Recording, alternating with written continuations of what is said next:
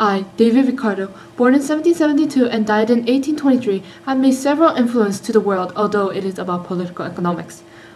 I have written several important articles about this labor theory and several more to let people know more about how the economics are going around the world, and that is the philosophy of economics. David Ricardo was one of the political economists that has written several articles and influenced much about economics. He did not start economics by himself.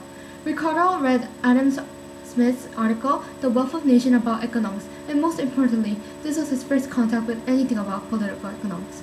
Moreover, as he written his first article, his friend Thomas Malthus pushed and encouraged him to keep on working and leading him to success.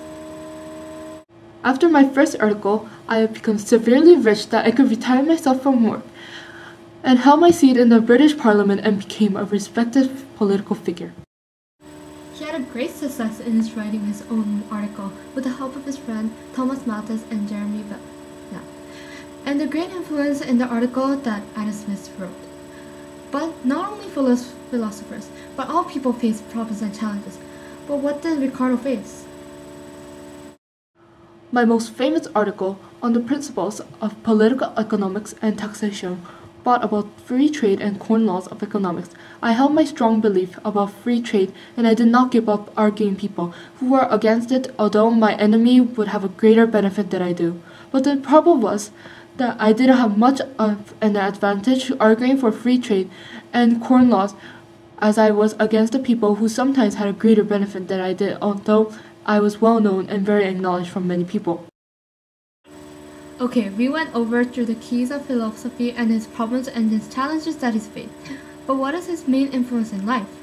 He writes, retired at work after being quite rich when he was 41 in 1813. He held his place in MP in the British Parliament till the rest of his life with the help of his economist friends like Thomas Malthus and Jeremy Bentham.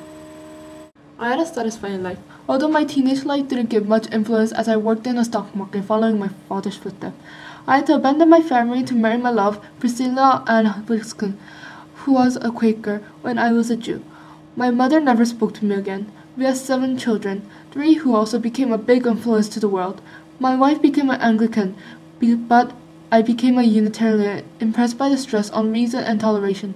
It was unfortunate that I had little education because my father thinking that I needed to work following his footsteps. I fought for corn laws and free trade, and I had a strong belief in what I believed in.